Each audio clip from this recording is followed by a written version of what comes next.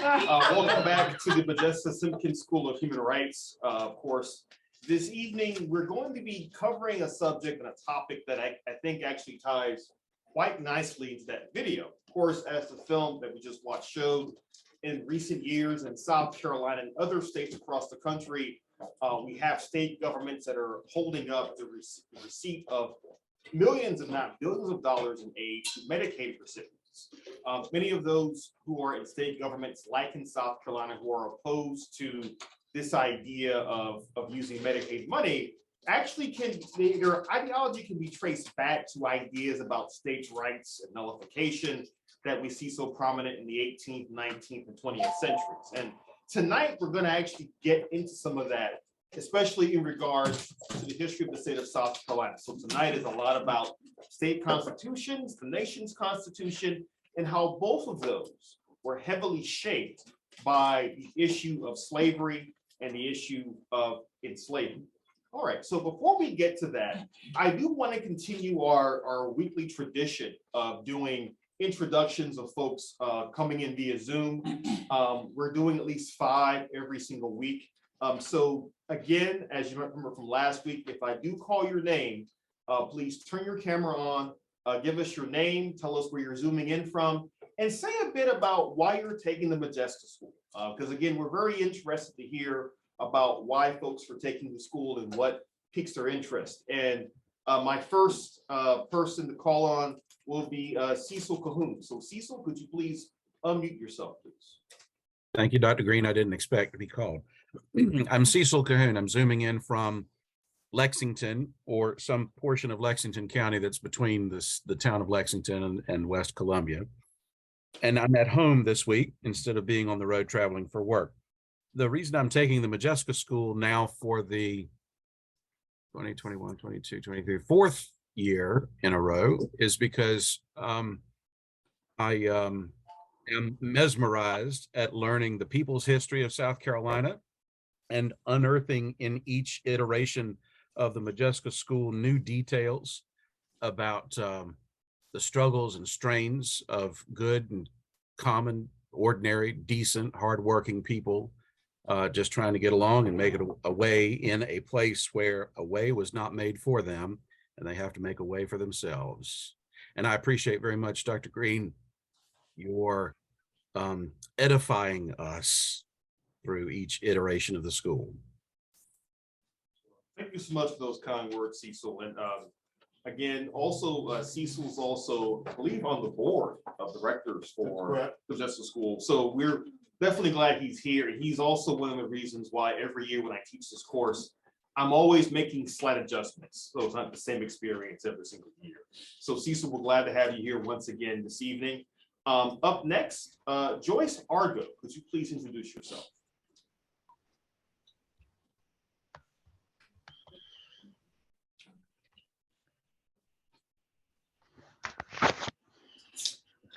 Good evening. My name is Joyce Argo. I am zooming in from Rock Hill, South Carolina. I am taking this course because I am a public school teacher, and I would like to learn more about the state in which I was born and raised and still reside, so that as I am providing my students with the educational process that they truly deserve, I will be able to also guide and enlighten them on the things that have happened in South Carolina that may not necessarily be in the textbooks from which I am given to teach them from. Thank you for allowing me to be a part of this, and I look forward to learning everything that I can learn so that I can share them with my elementary school students. Fantastic. Thank you so much for joining us in the Modjeska School this semester, Joyce. We are certainly glad to have you here.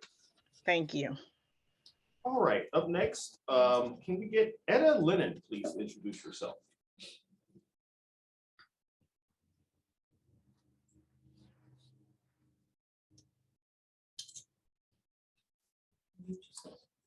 Oh, Etta, could you please unmute yourself as well? Thank you. I'm Etta Lennon, and I am zooming in from Ridgeway, South Carolina. And I've been living here in South Carolina for over 20 years, and I'm taking the class because I want to know more about South Carolina African American history.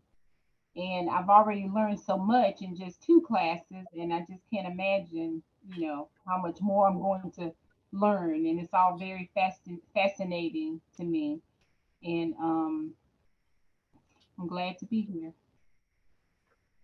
Okay, all right, thank you very much. Okay, so thanks, Etta, for your introduction there. Up next, we'll get Frederica Williamson, and then after that, Clarence Dollison. Hello, everyone. I'm Frederica Williamson, zooming in from Beaufort, South Carolina. And the reason why I wanted to take this class is to learn about the history of South Carolina, because a lot I didn't know about South Carolina. So I'm really excited about this class. I'm really fired up. So thank you guys, and I'm looking forward to learning a lot. Thank you for joining us. And Clarence, you're up next.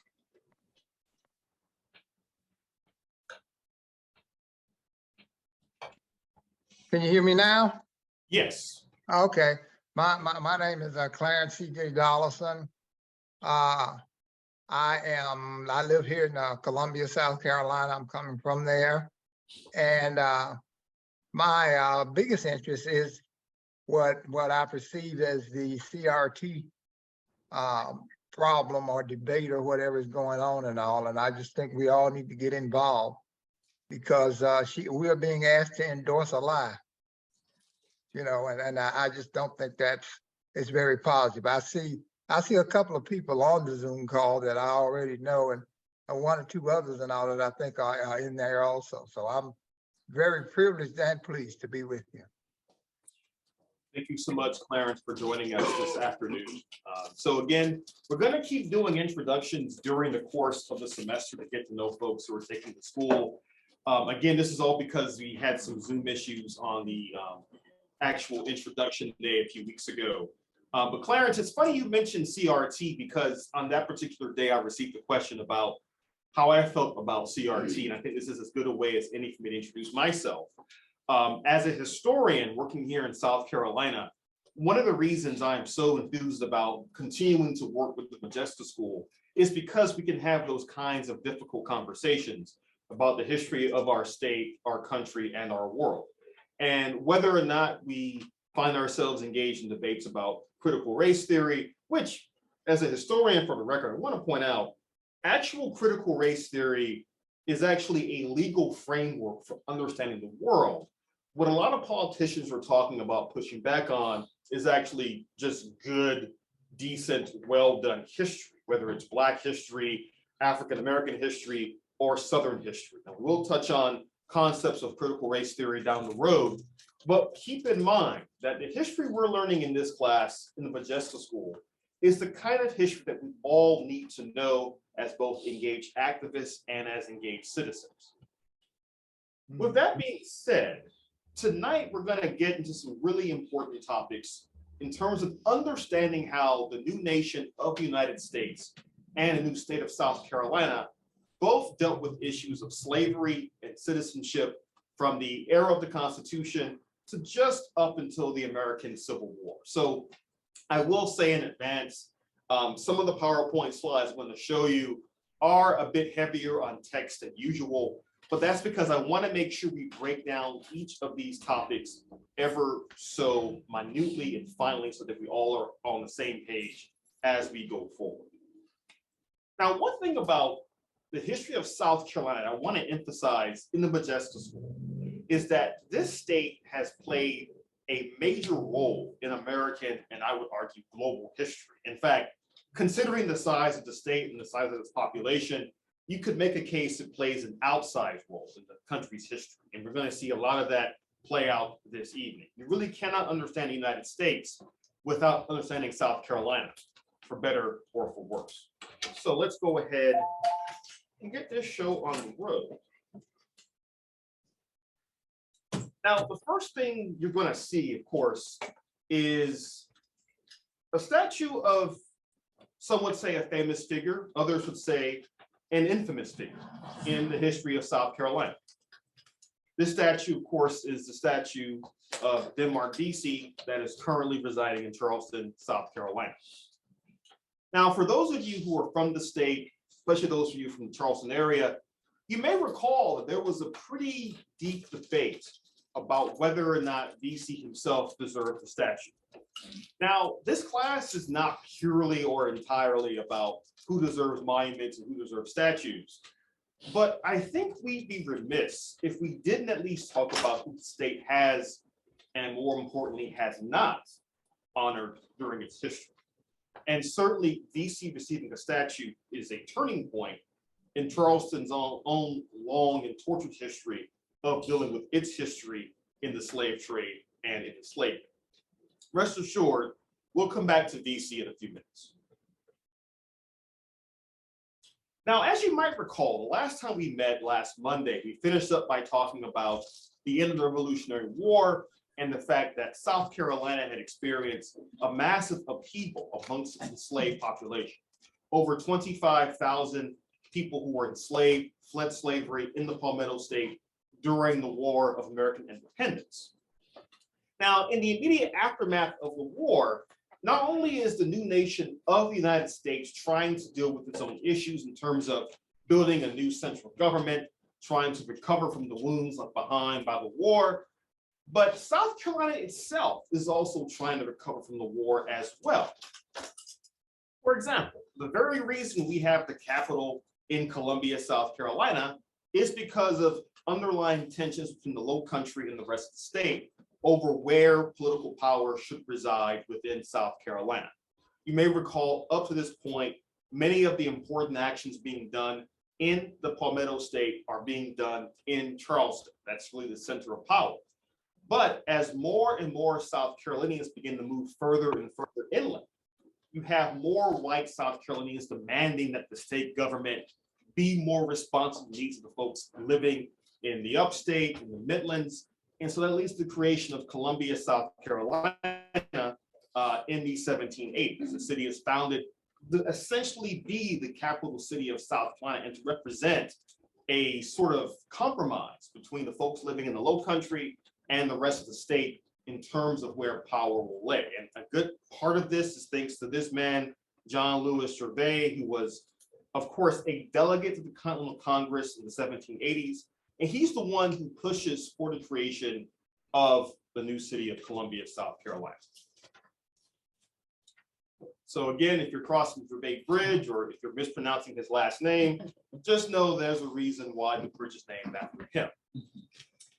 But these tensions between the Low Country and the rest of South Carolina are actually going to be a major theme of this class. You've seen it last week with the regular movement in the 1760s and 1770s. We saw it to an extent with the Revolutionary War and the fact that it's really a civil war within South Carolina. And as we move along in the class, one of the themes we'll constantly come back to time and time again is how the state of South Carolina is constantly torn apart by a wide range of tensions, whether it's Low Country versus upstate, whether it's the enslaved versus white South Carolinians, so on and so forth. South Carolina will always have these divisions that we'll talk about time and again in class, many of which are still around in some form or fashion even today.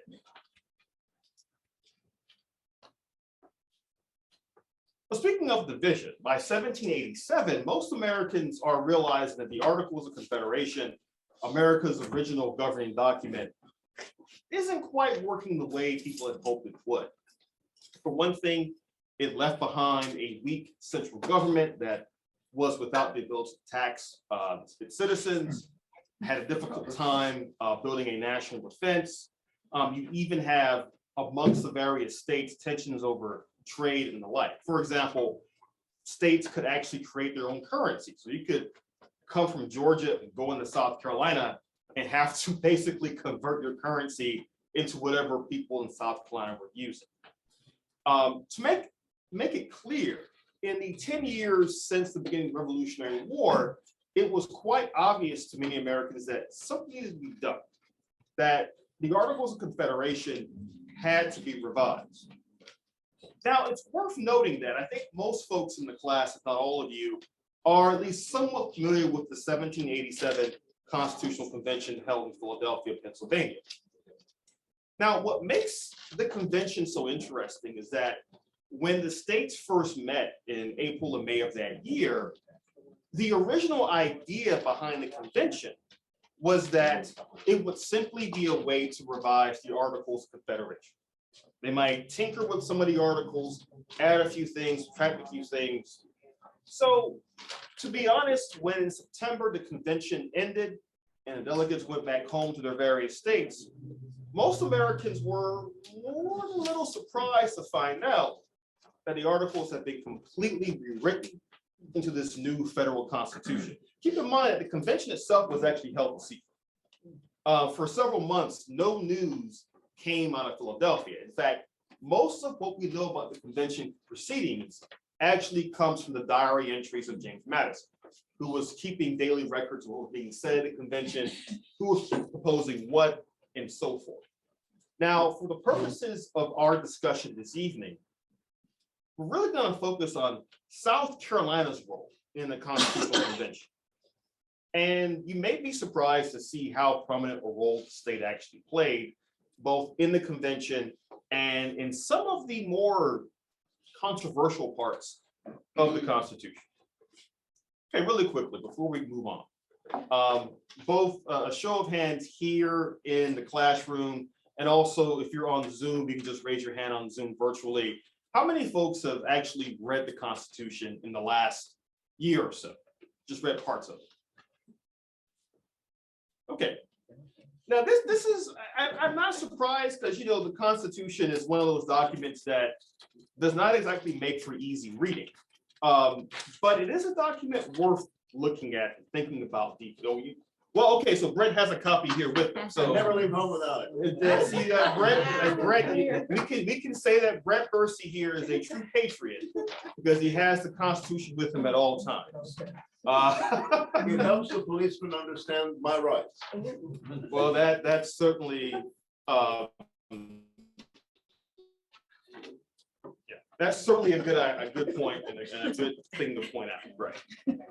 But the Constitution, in case you haven't read it in a while, if you go to the National Archives website, you should really read it there because it shows you the parts of the Constitution that are no longer in effect.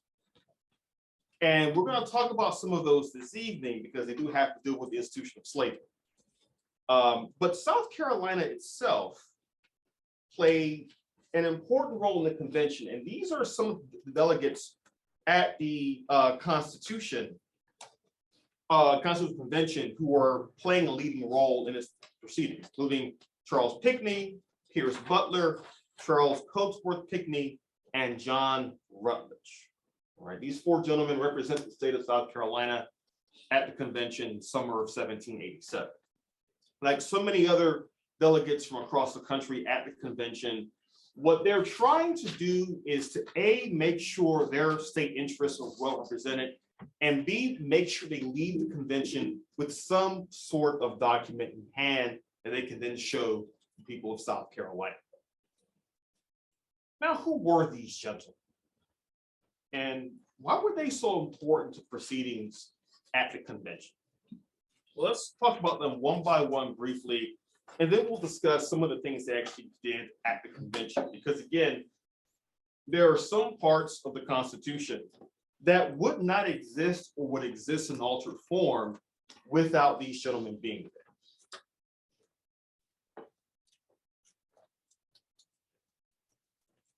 So that's first Charles Pinckney. And in case you're wondering, because you saw Charles Pinckney and Charles Cotesworth Pinckney, they were related. Charles Pinckney was second cousin of Charles Cotesworth Pinckney.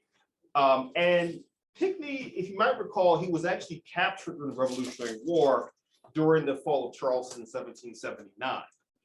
Later on, he would become one of the integral voices at the convention, especially when it came to issues about the power of the federal government and the issue of slavery, which is going to come up at the convention in several different contexts. So we have Charles Pinckney, who was one of the four delegates from South Carolina.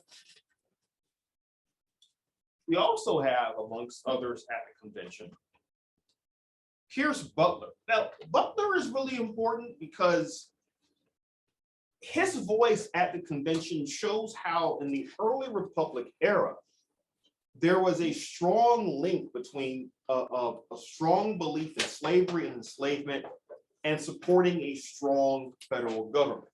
Now, I think that when we think about the relationship between the slaveholding elite in the South and the federal government, we tend to fast forward to the American Civil War and secession.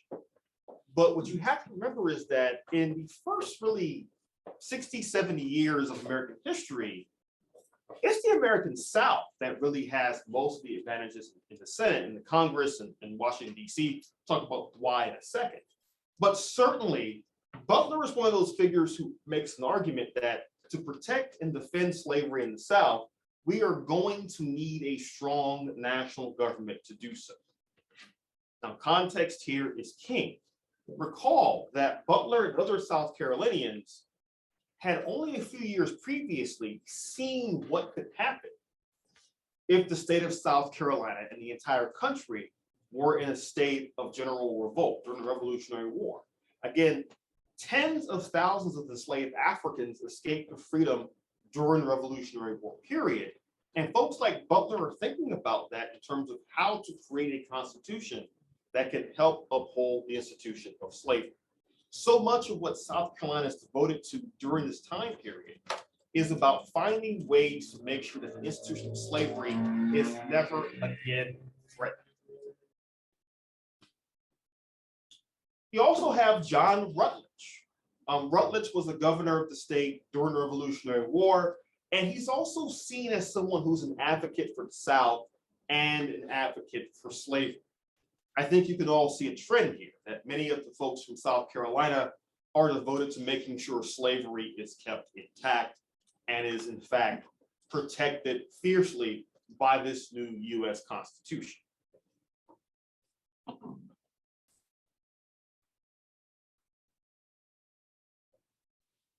And then there's finally Charles Cotesworth. And I think his role at the convention shows that there were elements of the South willing to compromise on certain parts of slavery and the slave trade in order to preserve that institution as much as possible.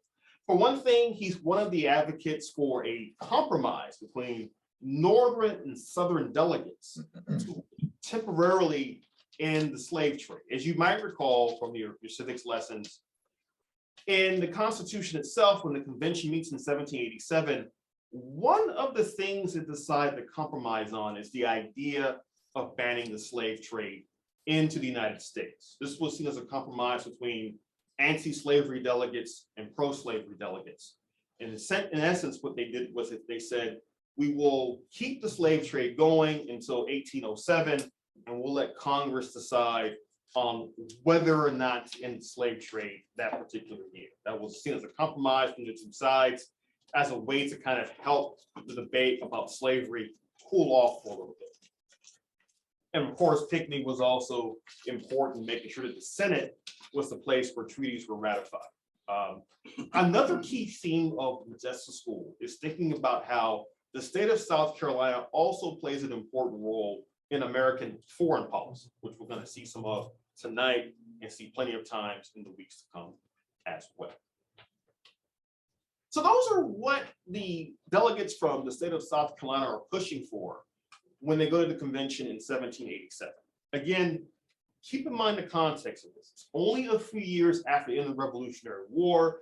It's only a few years since the South has seen a tremendous amount of upheaval over the question of slavery by the enslaved fleeing to freedom. And so there are a lot of South Carolinians who are desperate to make sure that their voice is actually respected within this new state constitution or new national constitution.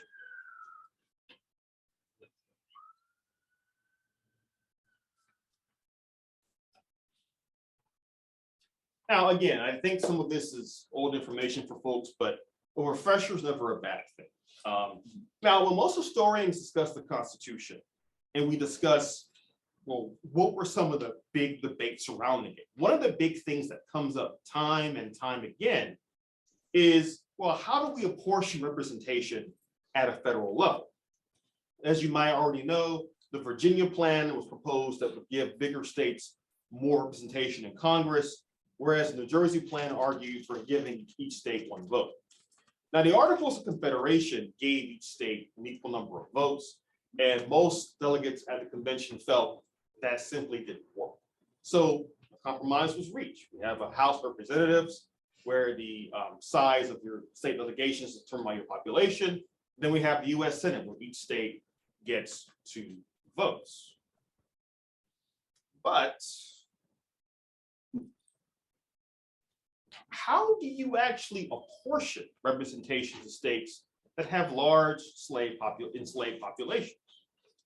Well, this becomes part of some of the most contentious debates being held within the Constitutional Convention.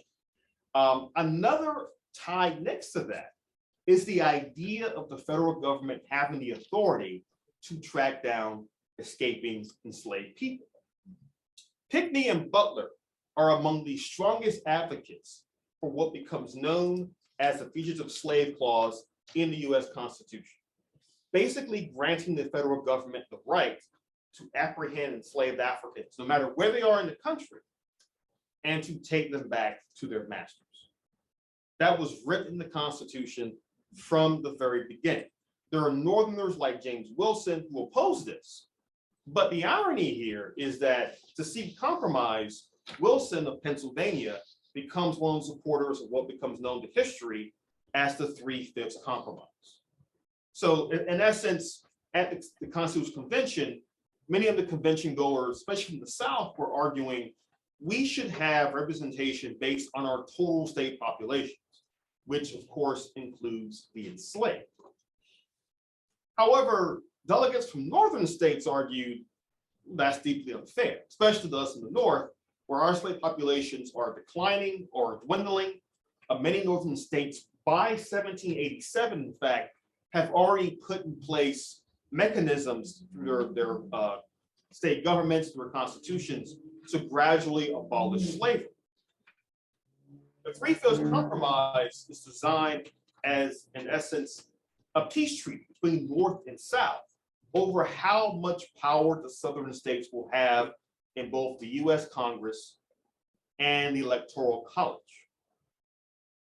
And almost from the beginning of the first US Congress in 1789, the 3/5 compromise gives the South more seats in Congress than it probably should have had. If it had been based purely on population of those who could vote, who were counted citizens, the South would have had, for example, in 1790 or so, I think 13 fewer seats than they actually got. This again gives the South outsized influence in Congress and also in the Electoral College. Don't forget, the Electoral College state by state numbers are based on how many seats of Congress you actually have. So the South is also gaining outsized influence on a presidential level as well because of the 3/5 compromise, which is being pushed by South Carolina and other southern states.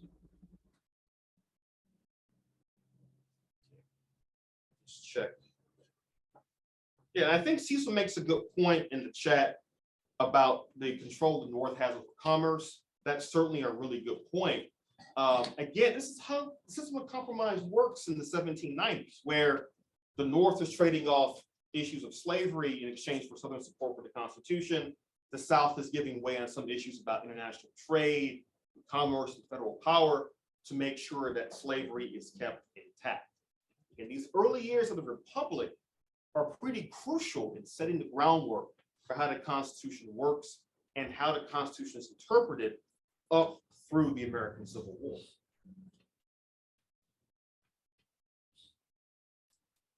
Now, if you're a leader in South Carolina, if you're thinking about how do we best protect slavery long term, then something you have to be concerned with is the rapid speed by which northern states are beginning to gradually abolish slavery.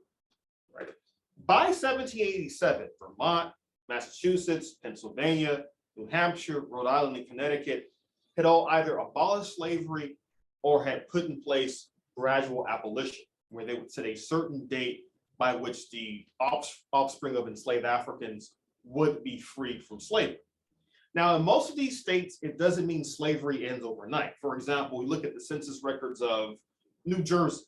They have enslaved Africans in their census records up until the 1840s and 1850s.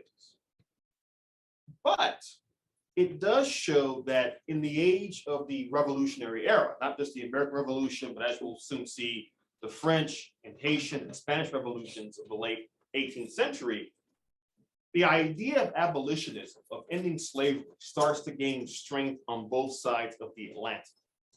And in fact, it causes an abolitionist movement to grow in Great Britain, one in the United States, and we also see elements of this in France as well. And so the slaveholders in South Carolina and across the South are well aware of this growing abolitionist fervor. And they're taking steps to make sure that they nip it in the bud before it's too late.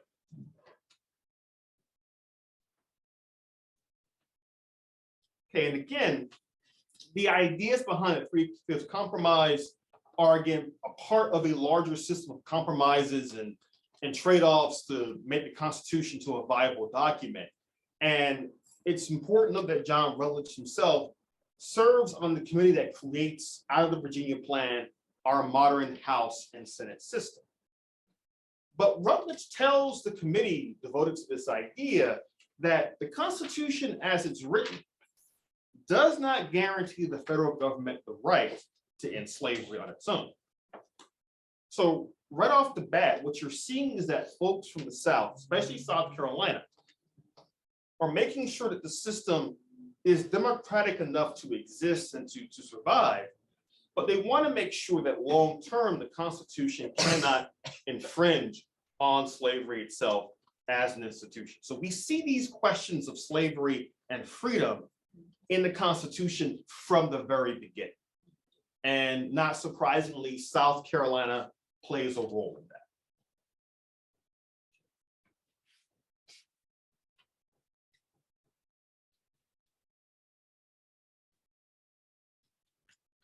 Now, we spent a lot of time, sort of class this afternoon, talking about the federal Constitution, but I want to bring things closer to home within South Carolina. Now, I've asked you guys how many folks here have read their federal constitutions. I'm not going to ask how many folks have read the various state constitutions here in South Carolina. Again, I know some of it's dry reading, and some of it is a little bit confusing. For example, maybe wondering, well, why do we have an 1865, an 1868, an 1895 Constitution? We'll get to that in a couple of weeks. But for today, we do want to talk in particular about how this Constitution in South Carolina actually worked. Okay, I see in the chat there's a brief conversation about Three-Fifths Compromise. From Randall, I'll just answer this question real quickly, then I'll go on. Why did the North give up so much in Three-Fifths Compromise compared to what they got? They commerce concessions. This Three-Fifths question defies my logical ideas, and I am satisfied with the explanations provided in our readings. It makes me a bit crazy. Well, Randall, I can tell you as a historian, it makes me crazy as well, which kind of accounts for my often cheerful disposition. But what I will say about the Three-Fifths Compromise is that for Northern delegates, it wasn't the best idea in the world, but they figured we've got to get this document written and ratified as quickly as possible. And so while they weren't satisfied with it, keep in mind, the South really wasn't satisfied with it either. They were hoping for full representation of the enslaved as part of the federal Constitution and didn't get that either. The North, in a lot of ways, is basically kind of conceding the Constitution for time. Northern leaders were thinking, in the long run, we'll be okay because our commerce is growing. We're receiving more immigration from Europe and elsewhere. Our population is already growing faster than the South's population. We'll be okay. Most of the folks at the convention, they're thinking both short-term and long-term, but above all, what they're trying to get done is some sort of federal constitution as quickly as possible. And so most folks are not satisfied with that compromise. In fact, when Americans first learned the Constitution in September of 1787, many of them are actually shocked at what they're reading. And in the various states of the Union, there are some really strenuous debates about whether or not to ratify that Constitution. In fact, some states like New York come very close to not ratifying it at all and outright rejecting it. And it becomes a really contentious issue in 1787 and 1788. Also, that's the case in South Carolina as well. Now, the thing is that as soon as the Constitution becomes public to the American people, you have the growth of an anti-federalist movement, Americans across the country who are deeply concerned about how much power the Constitution is giving to the federal government.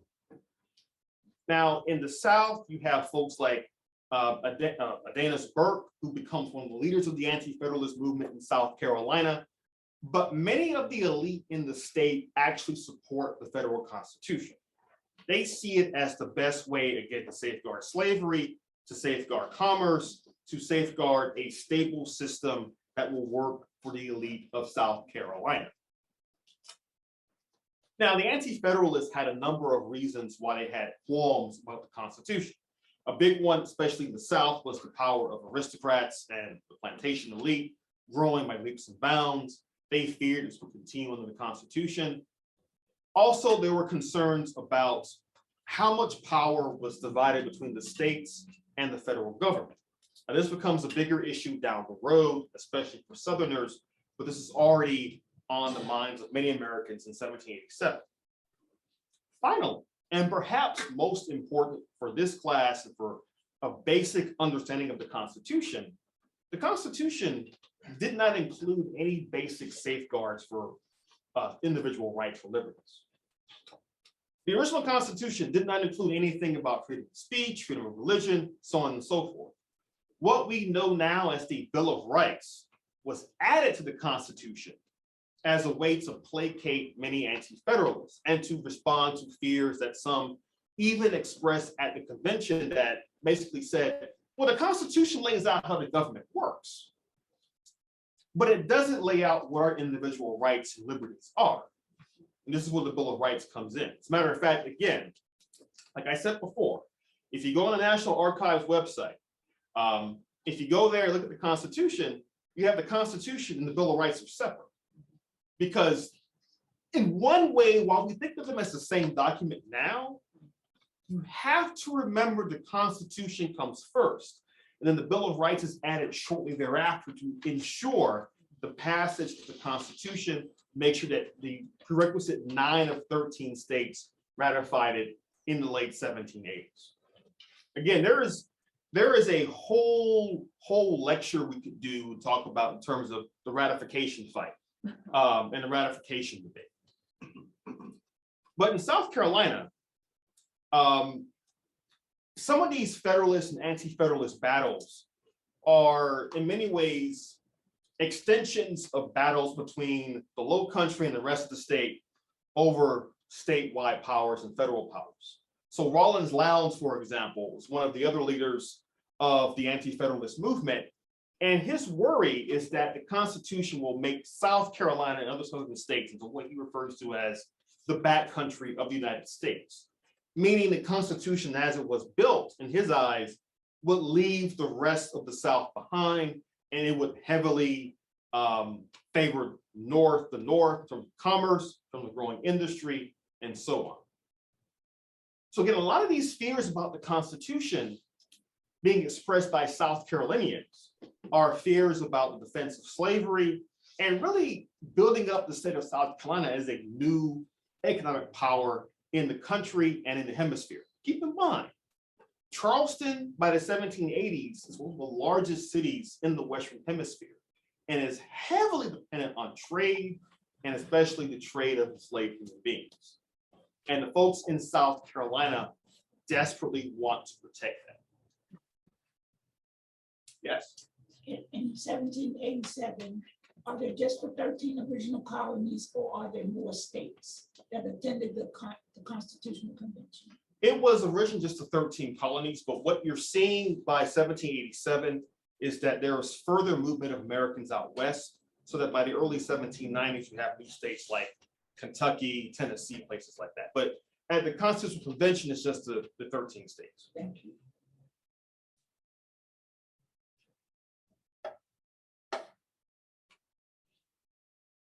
And again, this is one way to think about how the state of South Carolina is kind of politically and geographically divided. Again, we can quibble about upstate versus backcountry, the Midlands and the Low Country. But by the 1780s, most South Carolinians, white South Carolinians that is, are living either in the Low Country or the Midlands, and they are starting to make their way toward the upstate. A good chunk of this is driven by the growth of slavery in the state, trying to find new areas to create plantations and the like. Some of it is caused by a response to that of white South Carolinians trying to find land to have independent farms on. Again, as you might recall from last week, when we talked about yeoman farmers, there are a lot of white South Carolinians who don't own any slaves, who are trying to make way for themselves economically. But as we're going to see, going into the 19th century, many of those independent farmers, for them, their great American dream, so to speak, is to own enslaved people. And we'll talk about how expensive that actually is in a moment, because the purchasing of enslaved people in terms of money in the 18th, 19th centuries is a very expensive and sometimes prohibitive process, but it's one that many white Southerners want to buy into in some form or fashion.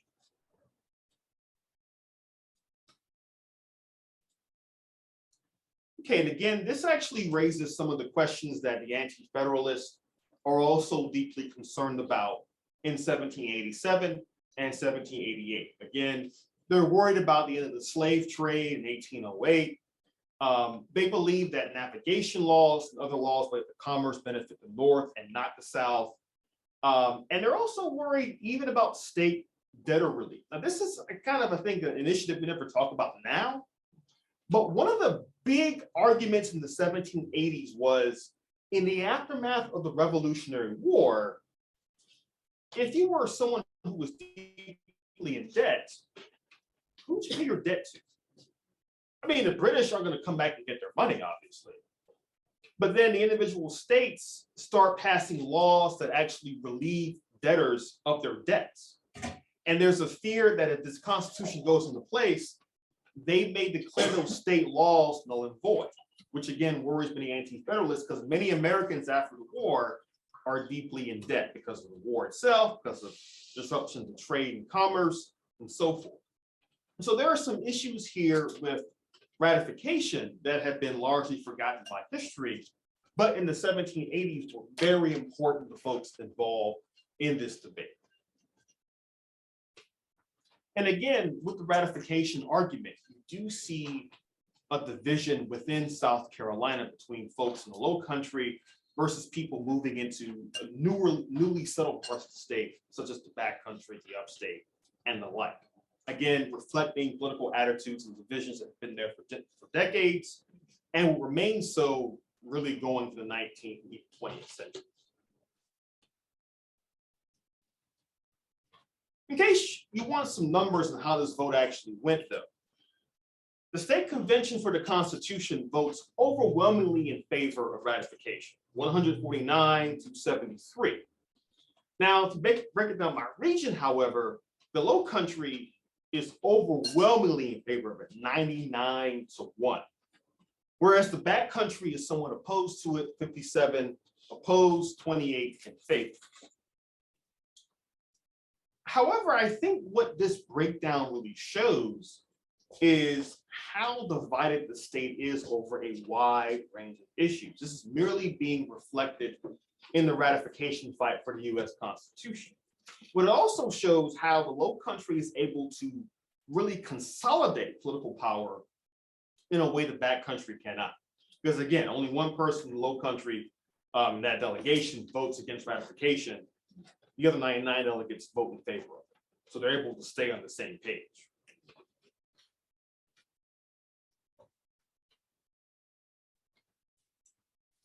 Now, after the Constitution is ratified in 1788 and 89, you do have the beginnings, the rumblings of a national party system. And, Brett, of course, talks a lot in the Justice School and elsewhere about how folks like George Washington were deeply opposed to political parties because they saw how partisanship and factionalism really weakened democratic ideals in the United States. But in the 1780s, one of the first national parties to rise up is the Federalists, who were staunchly in favor of the Constitution. Now, we, as Americans, we tend to forget about the Federalist Party because it only lasts for a couple of decades and then fades away. But at the beginning of the United States, the big political division in America, amongst others, was your support for the Constitution and your support for the ideas of a strong central federal government. Now, it may be a surprise to many of us that there were some South Carolinians who actually backed a strong central government. Among those, Charles Cotesworth Pinckney and John Rutledge.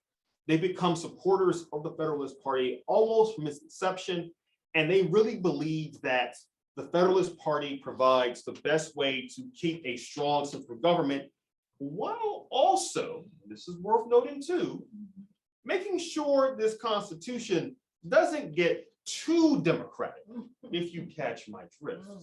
This again becomes a key part of the early constitutional debates. Again, there are Americans all across the country who are expressing some really interesting ideas. For example, many of you are likely familiar with a gentleman by the name of Thomas Paine, the writer of various tracts on independence. He writes Common Sense in 1776. He's a strong advocate for independence.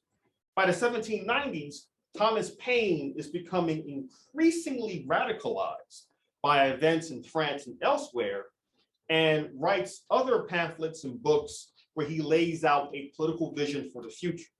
In the 1790s, he begins talking about the redistribution of wealth, talked about an old age pension system, things that would seem radical 100 years from that point, would seem radical 200 years from that point for certain Americans, and may seem radical for some Americans even today. But the important thing to note is that this era of writing a constitution, of creating new state constitutions, it's also an era in American history where Americans are asking some really intriguing questions about, well, what kind of government can we create? How far can we go with the ideals of life, liberty, and the pursuit of, you ask, property or happiness? Right. These are, again, questions that are always raised in eras of revolution, and this is certainly one of those eras. Now, the other big party in town is the Democratic Republicans.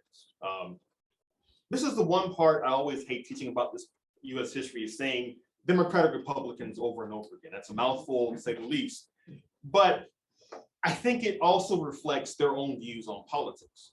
Again, they're the party of folks who support the Constitution, but with some reservations. They believe the Constitution has not gone far enough in advocating for the average citizen, which in the 1790s means white men. But they're also concerned about things like, well, question, if we have a strong centralized government, what does that mean for yeoman farmers, for merchants, for small business owners, so on and so forth? Now, in the Palmetto State, most of the early Democratic Republicans like Pierce Butler and Charles Pinckney are actually from the backcountry, represent parts of the state that have not been as economically developed or invested in as the Low Country was. So you're already seeing how these economic tensions are coming out to the fore when it comes to the Constitution and actually backing the Constitution as well.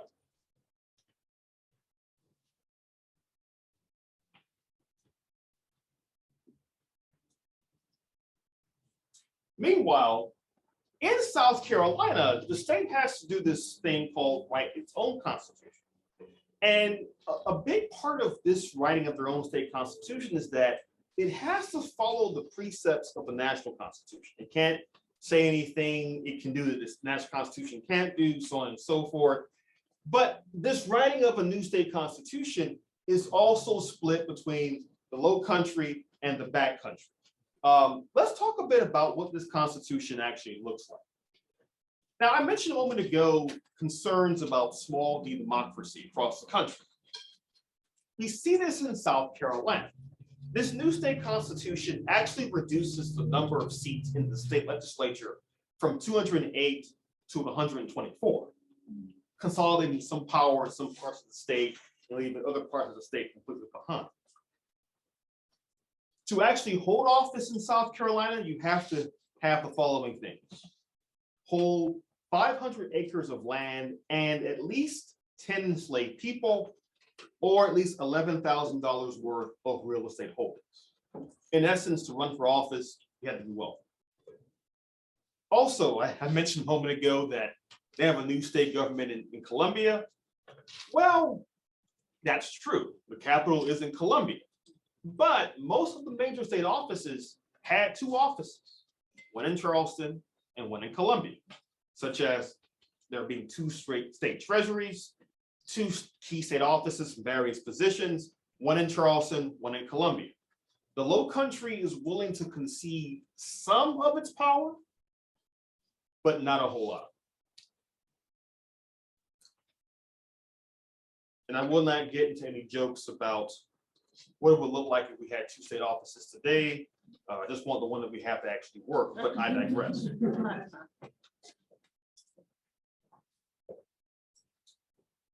Now, again, folks adjusted this new state constitution, but they aren't all happy about it, especially in the backcountry.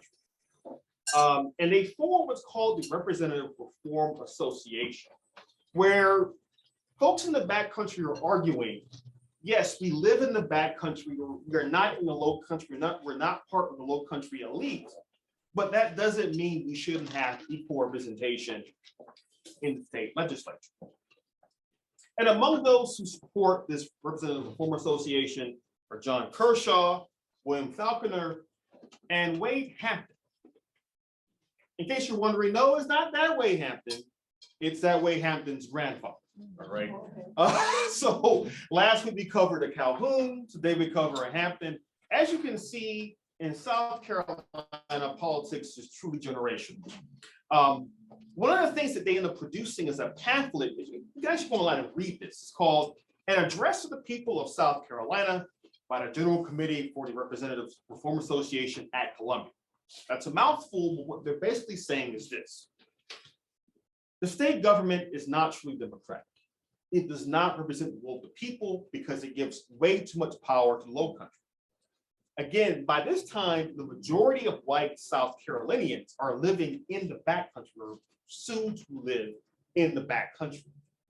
But the Low Country, thanks to its elite status, thanks to the wealth that is concentrated in that part of the state, is still really in the driver's seat when it comes to state politics and state government.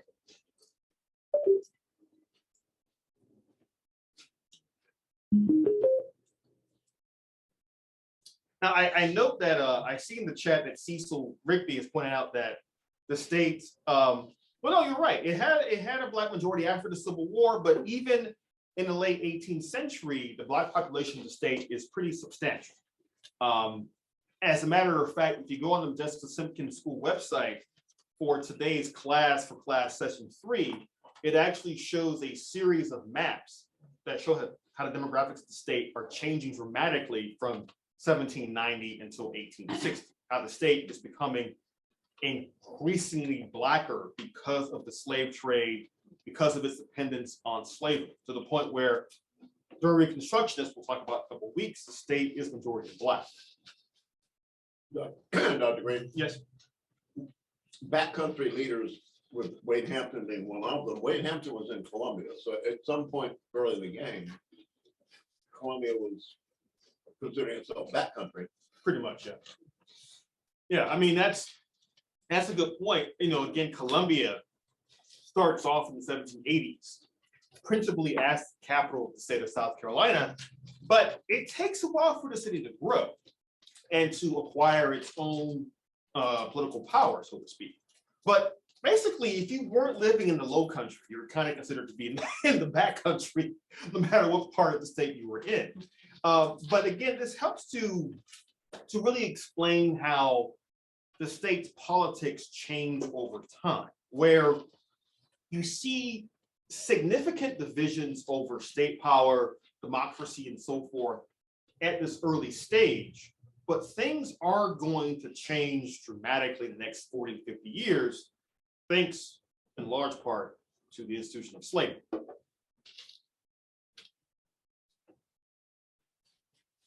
And speaking of slavery, and this is actually a painting of Wade Hampton here, one of the things that is really worth noting is that as the state of South Carolina is having this debate about its own constitution, you are seeing more and more agitation over the issue of slavery. And you do see, even within South Carolina, some pockets of anti-slavery agitation, especially in the backcountry, in the upstate, places that have fewer numbers of enslaved folk than in the low country. But this becomes a political football in the 1790s, because many of the low country leaders argue that their backcountry counterparts can't be trusted because they aren't sufficiently pro-slavery. Now, this isn't really true. Many of the folks in the backcountry are also ardent advocates of slavery. Many of them own slaves themselves, but it still becomes a political call to action. The low country is saying we must support the Constitution, both the federal and state Constitution, primarily because it's our best defense against the potential for slave revolt and slave insurrection. In fact, as you'll see in just a moment, the state of South Carolina cannot be understood without thinking about the institution of slavery. We talked about this last week when Dr. Williams joined us last week and talked about, Dr. Edwards, excuse me, talked about how the state is founded for the express purpose of spreading slavery. You fast forward about a century later, and as the state enters the federal union, it continues to be largely concerned with how to enforce slavery at both a state and a federal level. And it's going to touch the state's economy, politics, its culture in a lot of different ways. Before we go on, let me give you a quick term to think about for a second. The great historian of slavery, Ira Berlin, once argued that there are, when it comes to slavery, two types of societies: a society with slaves and a slave society. A society with slaves is a society that has enslaved people in it, but it's not defined primarily by slavery. Whereas a slave society, you cannot divorce slavery from anything in that society. And certainly South Carolina, preeminent amongst all southern states at this time, is a true full-blown slave society.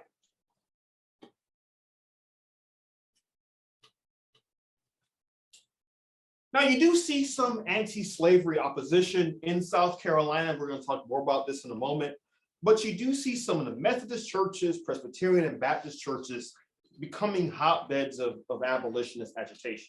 Again, not enough to change the state entirely, but just enough to become notable throughout the state of South Carolina and to be seen as potential impediments to the growth of slavery in South Carolina and elsewhere throughout the South and the country.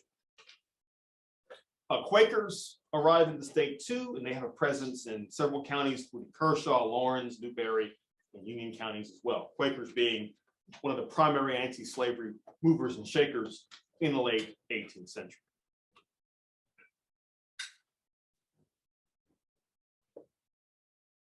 No, and I see in the chat, there's a comment, let me see this comment from Cecil Rigby. He says, I think it's probably also true that apportionment in South Carolina has never reflected the population demographics. I would certainly agree with that too. And again, that I think is a relic of this era of American and South Carolina history.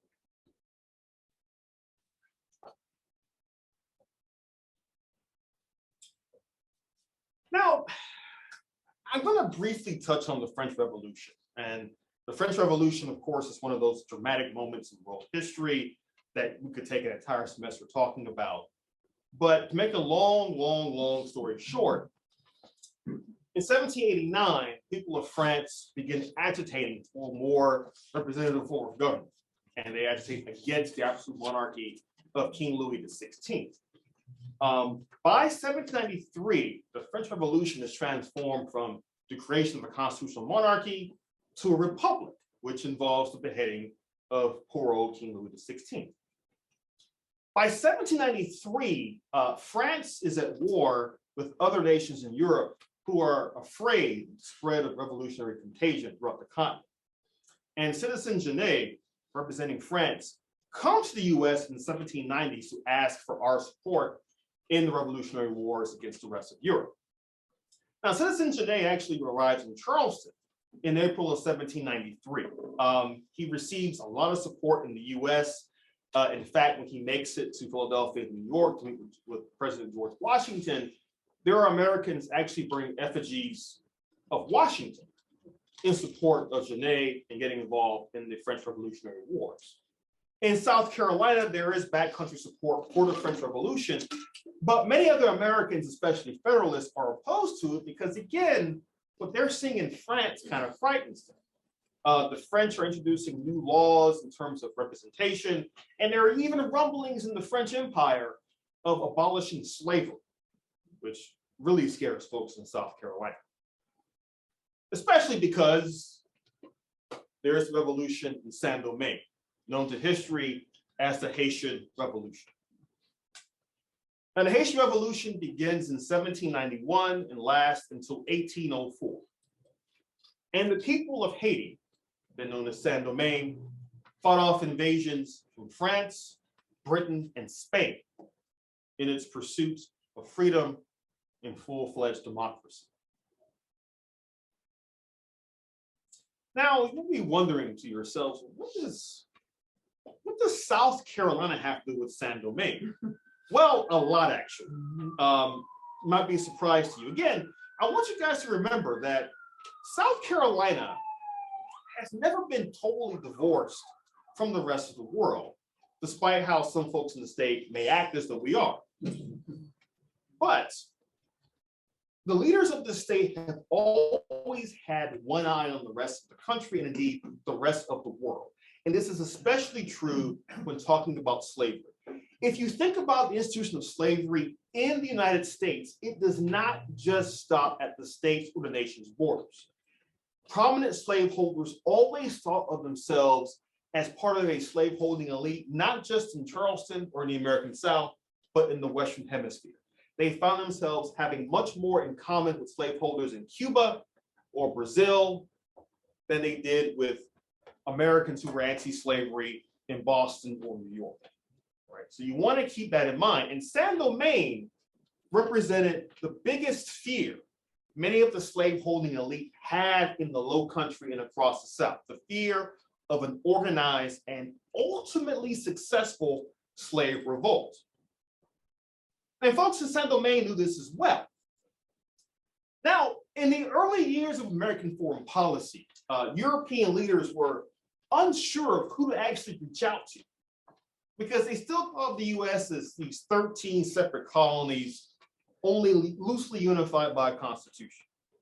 So when the revolution breaks out in Saint-Domingue in 1791, the white rulers there reach out to South Carolina directly.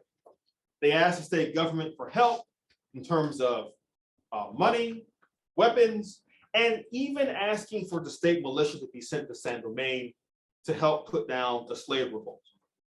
Governor Pinckney says in a letter to President Washington, quote, "Their communications are of an affecting nature, being a country of similar possessions," end quote. In essence, he's saying, hey, these folks have a lot in common with us.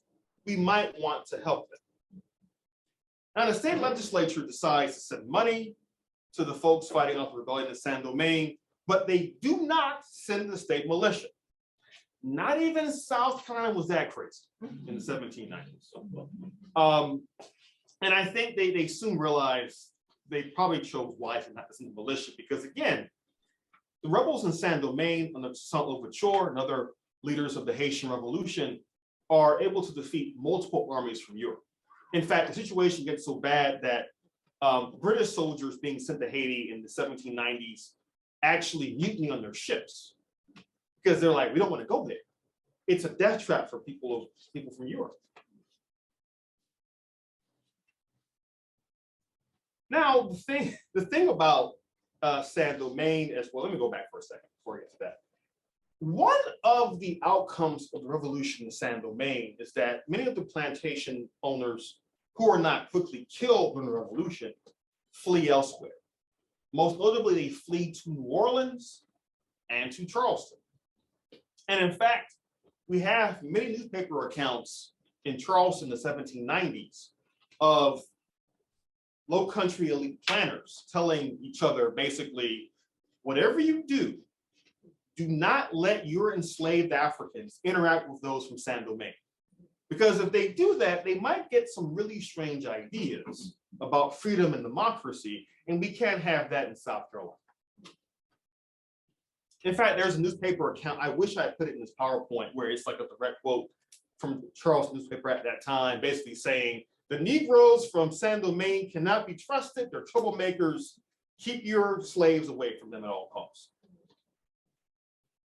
But despite the best efforts of the slave elite, plantation elite in the South, the enslaved, as we will soon see time and time again, have a knack for finding out about these rebellions and ideas of freedom from across the Western Hemisphere. If you ever heard the expression, I heard through the grapevine, it comes from this era of the enslaved hearing about these ideas of freedom, social equality, and rebellion and revolution.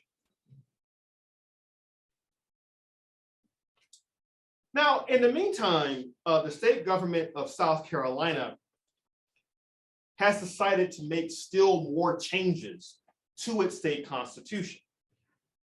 Again, the agitation on the ground in the Palmetto State from white members of the backcountry becomes a bit too much for the state to endure permanently. They decide to make changes to the Constitution to essentially reflect these changes in demographics. It may be a surprise to all of us here that in 1809, in fact, South Carolina becomes the first state in the country to grant suffrage to all white men. And this is again done because it reflects growing fears in the state of agitation from white men for greater political rights.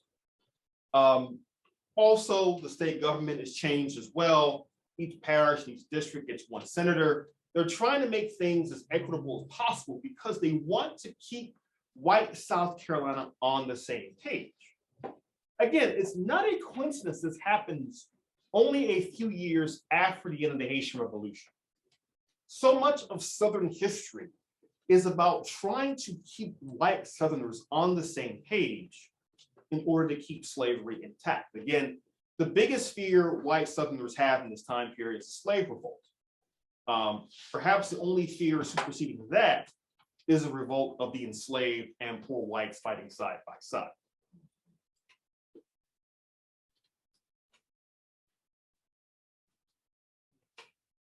I have a question. Go ahead, please. So you said a couple times about white men gaining more power prior to them gaining the vote and other forms of power. Right. It was land owning. Yes. White men? Okay. Yes. Yeah. So, to run for office, you had to own either a certain number of slaves and property or a certain amount of property overall, that sort of thing. And a lot of those land owning standards were kept in place for years and years to come. Again, part of that is because in a modern context, we might think of that as being undemocratic, but their argument in the 1780s and 90s was who has the biggest stake in our country's democracy? It's those who own land. And so they argued they had a right to have more power, to run for office, and so forth. Dr. Grant? Yes, sir. I think the manumission of white workers at the time Right. is an example of what we see through history that's referred to as the granting of bourgeois liberties. Bourgeois means advanced and in essence liberal.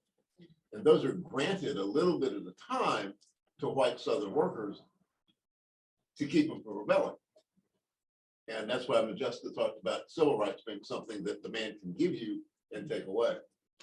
But that's the distinction between when I was working, when we had our office in the mill section, there were literally people that had been working at the mill at a time when the distinction was the white workers who come through the front door. So it's a little bit of the time. Also, to add to your point, Brett, I'm putting in the chat a book recommendation for folks.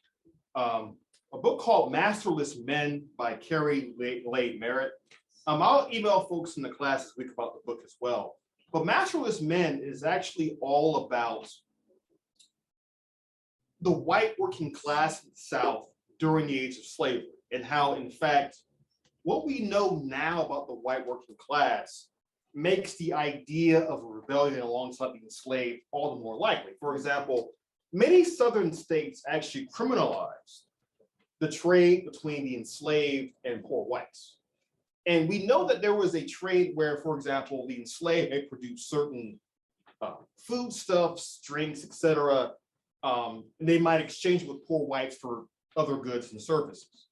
This was an illicit economy that was underground throughout most of the South, but everyone knew it existed. And Masterless Men, it also gets into how so many members of the white working class and poor whites were seen by the elite of the South as a potential adversary, that they could not be trusted because of their economic instability and their status at the low end of the totem pole, economically speaking. It's an interesting book, a fascinating book, and it's one where I think I recommend folks read it if you're interested in learning more about the poor white point of view that Brett just mentioned. I'm also highlighting here this evening. Because again, if you're thinking about the suppression of slave or suppression of slave revolt in the South, a component of that is concern about the slaves, the enslaved finding allies amongst poor whites.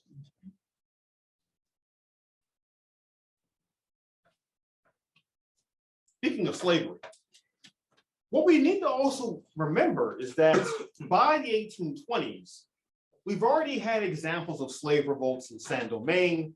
There is a slave revolt plot in Virginia, process for Gabriel's Rebellion in 1800.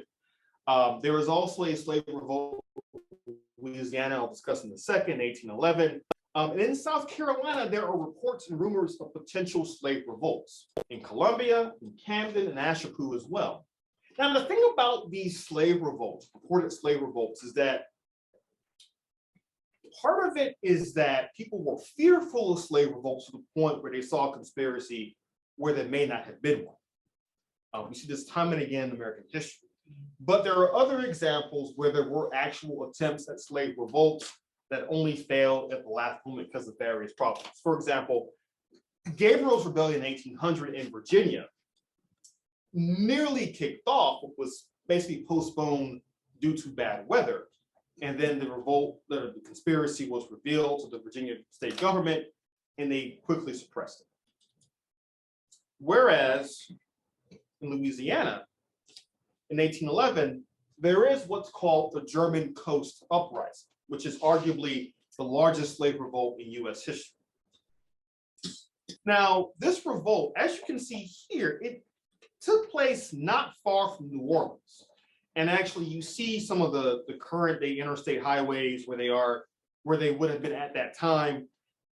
This revolt from January 8th to 10th, 1811 involved hundreds of enslaved Africans in New Orleans attempting to march on the city of New Orleans. And we are fairly convinced now that their objective was to capture New Orleans and to essentially create their own republic, just like Haiti did. As you can see from the map, they start here and they work their way towards New Orleans. And eventually they are stopped by the military, the state militia, and the rebellion is suppressed. In fact, when a rebellion is suppressed, many of those who participated in it are executed and their heads are cut off and put on pikes leading on roads leading into New Orleans as a threat to would-be insurrections. But as was mentioned last week, there are plenty of examples from American history of the enslaved trying to fight for their freedom. And while the German Coast Uprising is the largest example of that, we also have examples right here in South Carolina. I've already mentioned the Soda Rebellion from 1739, but we should also mention Denmark Vesey, right? And I began tonight's class with a photograph of the statue of Denmark Vesey that is currently in Charleston, South Carolina. Now, Vesey by 1822 was a free Black man. He had purchased his freedom earlier in his life. He created his own business. He was a well-to-do member of the growing Charleston Black elite. Now, Charleston has had a longstanding colored elite for centuries. And Vesey was certainly part of that iteration of it in the 1820s. But what we know about Vesey's rebellion, or Vesey's conspiracy rather, is that it came to include many other enslaved Africans in and around Charleston. Now, for many years, there have been debates about just how far this conspiracy went and if it indeed existed. When Vesey and others were captured and executed by the state government for their attempts to kick off this rebellion, a lot of their testimony was lost. It was destroyed along with the people themselves. But based on what evidence we do have from testimony from others who were in Charleston at that time, most historians are now fairly certain there was an attempt at a conspiracy, that Vesey had indeed organized enough folks in the Charleston area that if successful, they could have started a slave revolt that could have spread throughout the entire Low Country and the state of South Carolina. Again, a big reason why this doesn't happen is that some of the conspirators get cold feet. Eventually, the conspiracy itself is revealed, and it turns into a nightmare for many Blacks living in Charleston. The conspiracy's aftermath doesn't just touch the enslaved, it also touches the small, free Black population in South Carolina, which was always seen with suspicion by the state government. Some of those folks were forced to leave the state forever. The rest who remain behind often have to find a white benefactor to speak on their behalf to say, this person of color can't be trusted. They will not foment a slave revolt. And again, the Vesey conspiracy will have long-lasting implications for the Palmetto State. For example, the Citadel would not exist without the conspiracy itself. The Citadel was created in the aftermath of Vesey's conspiracy as a way to train the best and the brightest in South Carolina to potentially fight off a slave revolt. Also, Vesey's conspiracy would really linger in the minds of many leading South Carolinians for decades to come, helping to explain why the state becomes the first to secede 40 years later. We'll get to that probably next week. But the thing about history, as I've said before and I'll say it again, is that context is always king. And by the Vesey conspiracy of 1822, there are other events happening in the state at the same time that also explain why so many South Carolinians are fearful of Vesey's conspiracy. Among those is the existence of a man named Joe, who was known to history as Joe the Maroon.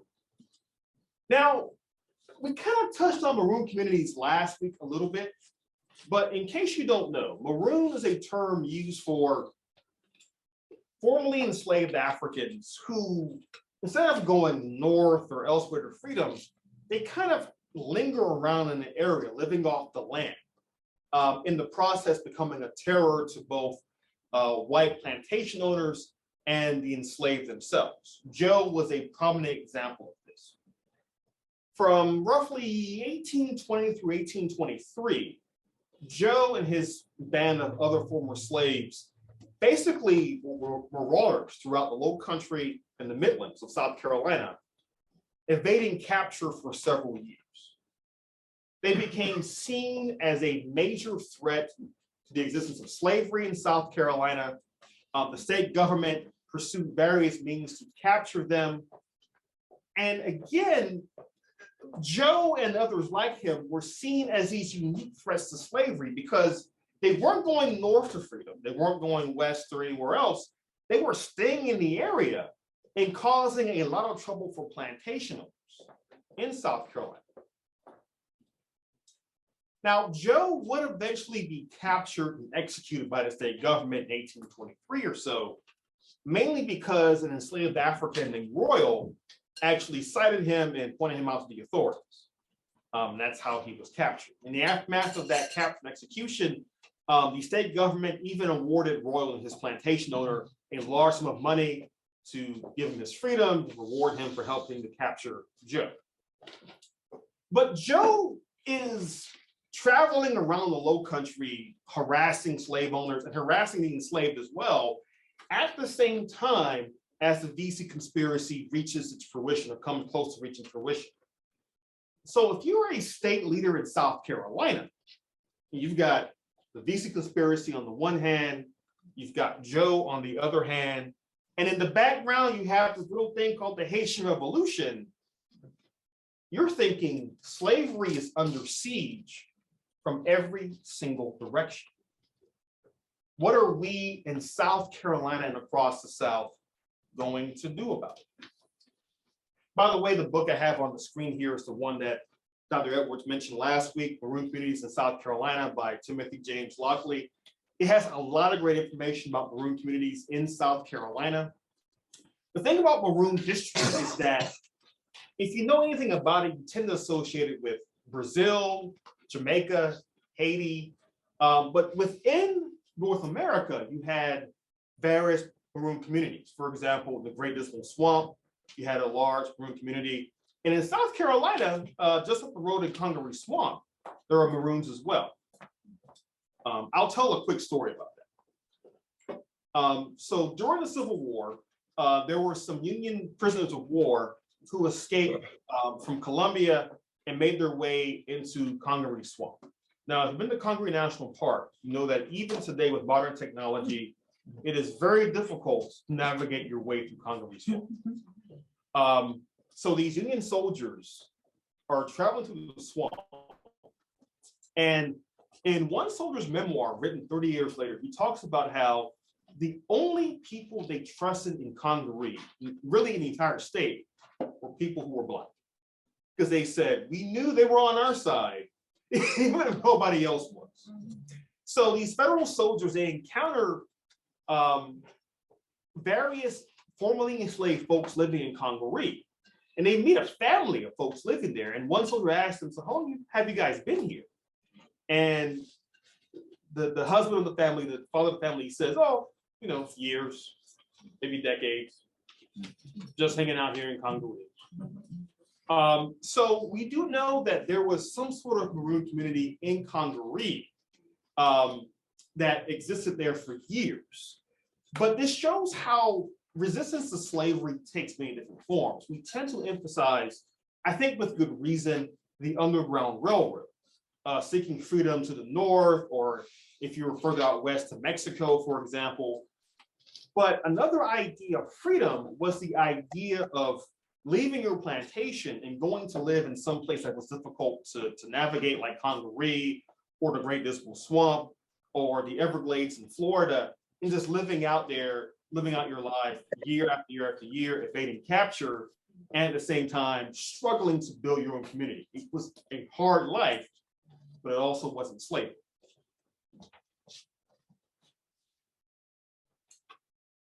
And actually, the incident with Joe, the DC conspiracy, and all of this brings us to our good friend, John C. Calhoun. Now, I think most of us know John C. Calhoun as being an ardent advocate for states' rights, for being a proponent of nullification theory, some ideas that still linger in the far-right consciousness even today. But Calhoun wasn't always like that. And this is, again, how the institution of slavery really shaped the politics of South Carolina. When Calhoun first breaks in national politics in the 1810s as a congressman from South Carolina, he's actually a pretty staunch nationalist. He believes in a strong central government. He believes in defending westward expansion for the sake of the South and the Midwest. And eventually he serves as Secretary of War and even as Vice President.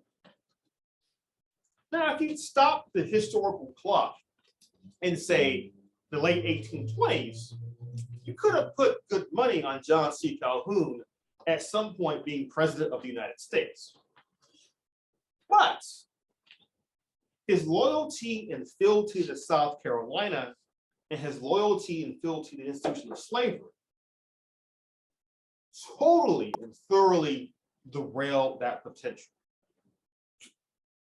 And this is something about the history of South Carolina that's worth pointing out right now. We'll come back to in the weeks to come.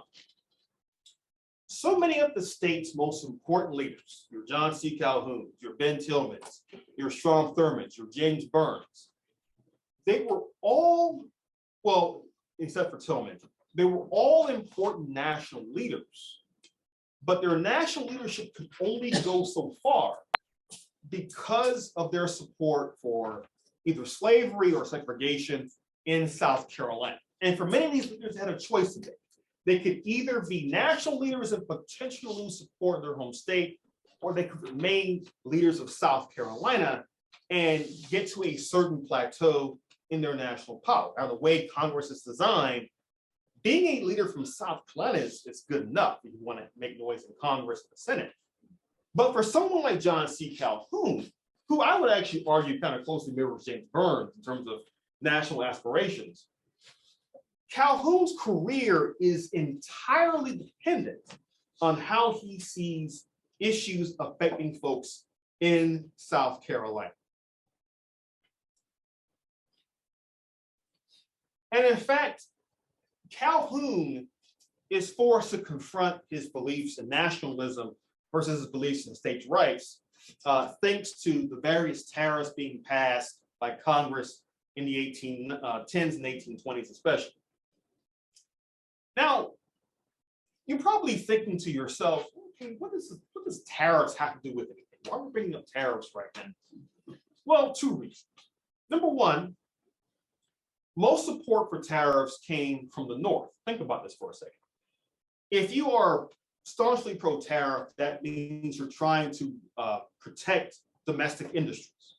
And many Northern politicians ran on pro-tariff platforms because they believed that protecting Northern industry from foreign competition was their most important goal in Congress.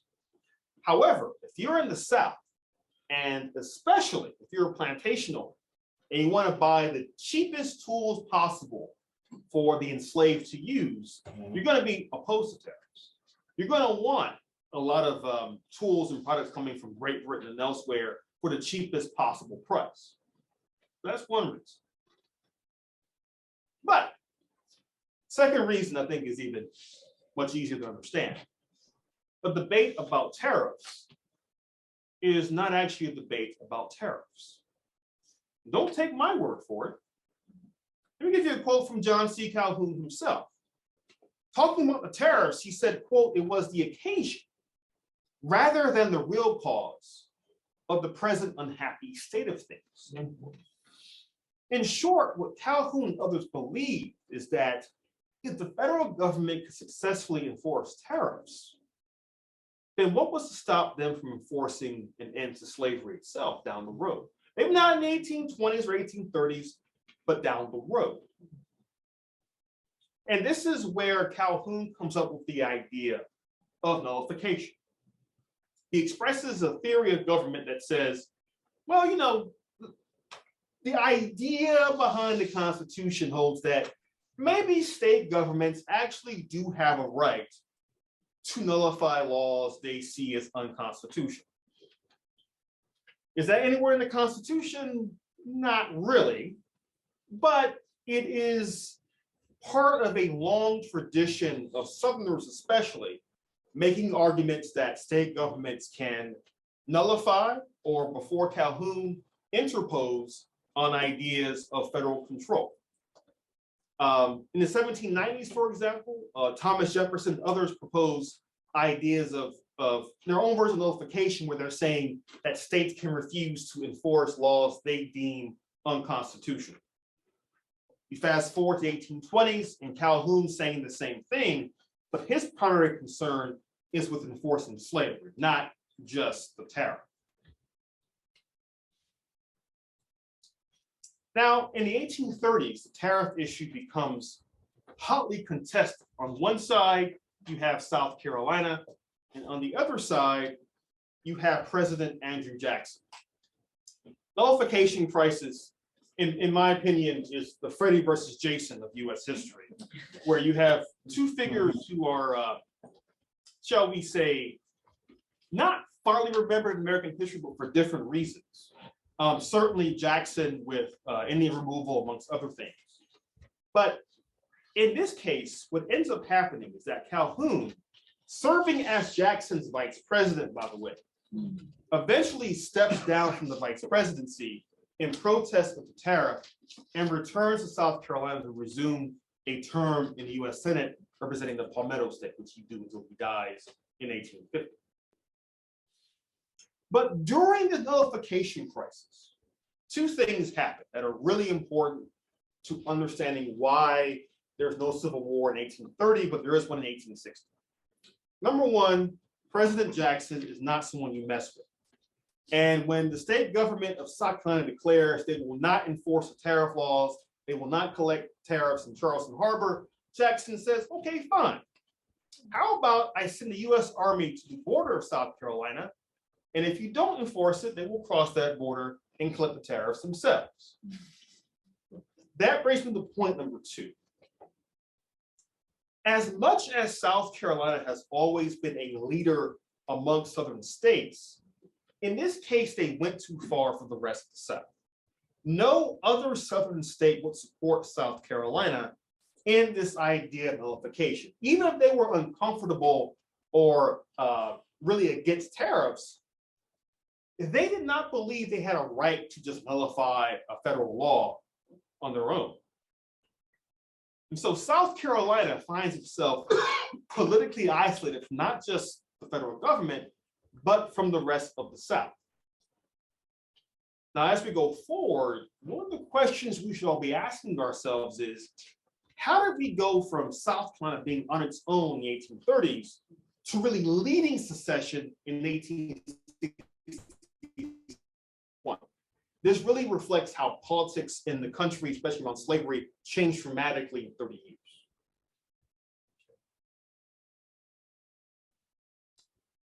Okay, so what I think I want to do, let me go ahead and cover a couple more things, then we'll take some questions.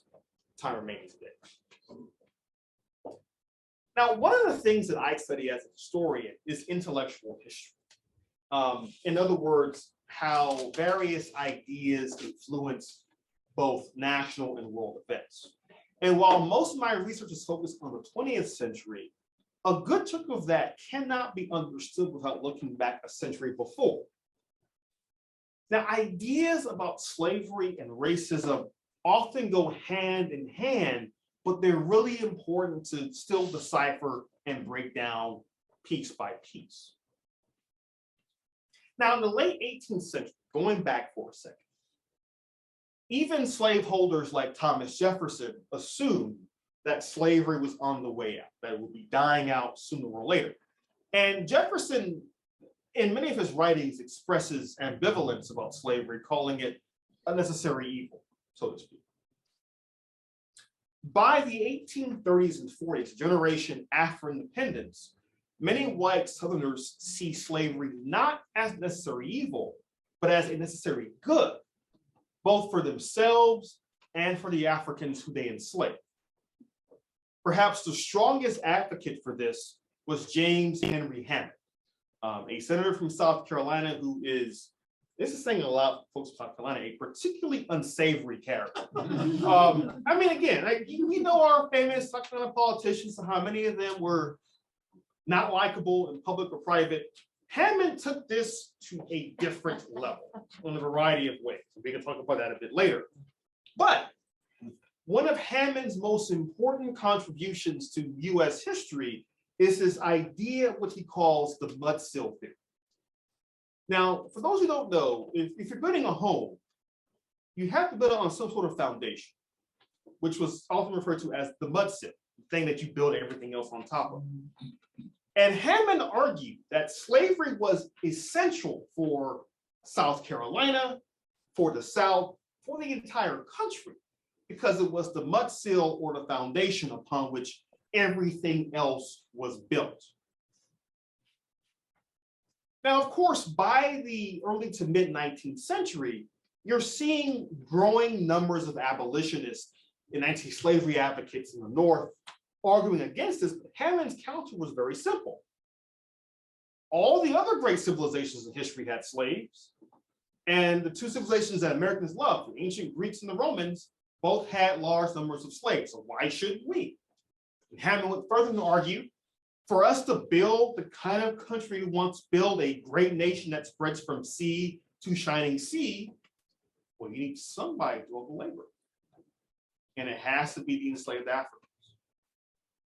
So many white Southerners begin to see slavery not as necessarily evil, but as a positive good for themselves and for the Africans, arguing that it's helping to civilize them, making them into efficient, effective workers, and some vague point down the road, maybe, if they're lucky enough, even members of our society.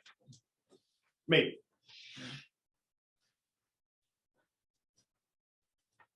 But there is pushback against this. And I actually want to end here talking a bit about abolitionism.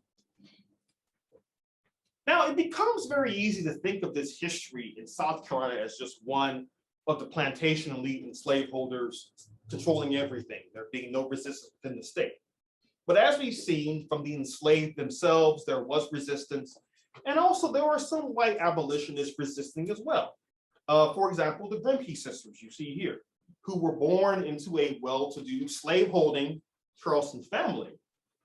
But by the 1820s and 30s felt that that family's holding of slaves did not match their own moral and religious values. Now the Greene sisters, Sarah and Angelina, become well-known abolitionists throughout the country. But because of their abolitionist fervor and beliefs, they are, not surprisingly, forced to leave South Carolina entirely and move up north to continue their belief and their agitation for abolitionism. But again, the state itself is not totally divorced from abolitionist ideas. As an example, in 1835, a large number of mailings of pro-abolitionist pamphlets and letters are burned in Charleston. There are attempts by folks in South Carolina to disrupt the mailings of abolitionist teachings, letters, pamphlets, books, etc., into the Palmetto State. Again, resulting in this massive book burning. But what I do want to share with you to end this lecture this evening is that the Greene sisters, one of the things that they're best known for is their help and assistance with the writing of the book American Slavery as It Is, written by Theodore Dwight Weld. But there is a part of the book that is based entirely on a testimony of Sarah Greene. And Weld was actually married to one of the Greene sisters as well, so that kind of helped with the writing of the book. But I want to read you this passage. We'll stop here. This is from American Slavery as It Is. By the way, this is through the Documenting the American South website for the UNC. They have a bunch of anti-slavery pamphlets and tracts on there. You can read on your own time. But I want to read you just the first paragraph from the testimony of Sarah M. Greene. Quote, "As I left my native state on account of slavery and deserted the home of my fathers to escape the sound of the lash and the shrieks of tortured victims, I would gladly bury in oblivion the recollection of those scenes with which I have been familiar. But this cannot be. They come over my memory like gory specters and implore me with resistless power, in the name of a God of mercy, in the name of a crucified Savior, in the name of humanity. For the sake of the slaveholder as well as the slave, to bear witness to the horrors of the Southern prison house. I feel impelled by a sacred sense of duty, by my obligations to my country, by sympathy for the bleeding victims of tyranny and lust, to give my testimony respecting the system of American slavery, to detail a few facts, most of which came under my personal observation. And here I may premise that the actors in these tragedies were all men and women of the highest respectability and of the first families in South Carolina, and with one exception, citizens of Charleston, and that their cruelties did not in the slightest degree affect their standing in society. Now that's just the beginning of her testimony in American Slavery as It Is. This book was published in the 1830s by Theodore Weld as a way to counter arguments by pro-slavery advocates that slavery was good. Many folks like Hammond and others were saying, oh, we treat our slaves fairly, we treat them well, they are better fed, better clothed than their northern working class counterparts. And Weld and the Grimke sisters say, not so fast, my friend. We have actual testimony of what slavery is really like in the South. And it is clearly not only not good, it is clearly inhumane and unjustified, even for the mid-19th century. Okay, so I'm going to pause there now and take some questions. Any questions at all? I have a question. Go ahead, please. Isn't there a Hammond School in Columbia, and is it named after him? Yeah, there's a Hammond School. Maybe named after him, I'm not sure. Is it? Yeah, it Is it okay? Yeah, it's a private school, I think. is. The scandals around Mr. Hammond were, he bragged about his affairs with young daughters of other prominent men that were not happy at all. And this is all in public, and he was very much the pedophile. Like I said, very unsavory character. Any other questions? I do see in the chat, I see some great conversation taking place in the chat. Herb Fraser points out that one of the Grimke's, Archibald Benjamin Grimke, was one of the early leaders of the NAACP. That's correct. And you actually reminded me, I have another book recommendation. My apologies. For those in the room, you can see this, and I'll put a link to in the chat. The book, The Grimke's, The Legacy of Slavery in an American Family by Carrie Greenidge, is a great history of not only the Grimke sisters of this discussed, but also the Black members of the Grimke family as well, who we don't talk about as often. But the Grimke family has a very complex history that we'll be getting more into in the weeks to come, because the Archibald Grimke story is actually a critical part of the NAACP's early history as well. So rest assured, we'll be talking more about that as well. Randall, I see your hand is raised virtually. Go ahead, please. I get crazy sometimes about some things in history. And in the readings that I was doing this week, and about this 3/5 compromise, not that I know anything, but I thought some of the people in your readings were presenting illogical arguments. And I was wondering if I'm just missing some basic scholarly discussion about the goings on in the Constitutional Convention that would shed more light on why basically the North caved to the South so badly. Well, I think the best way to put it is, as I mentioned before, a big chunk of it is the North trying to seek compromise as quickly as possible. Again, there are folks in the North who say that the 3/5 compromise is a terrible idea. In fact, some of them actually see where it's headed, where the South, too much power politically. But for many others, they were willing to compromise on slavery if they could get equal concessions on commerce rights, federal government, so on and so forth. This is one of those times where American history is not the most logical in the sense of how folks see compromise. But I'll put it to you this way. If you spent several months in Philadelphia during the summer months in a closed convention hall. At a certain point, you may think to yourself, you know, this isn't the worst idea in the world. I just want to go home. Now, again, that's not providing a complete explanation for the people's compromise. And you're right, it does have some logical fallacies to it. But this is one of those parts of US history where the compromise seemed to make sense at that time.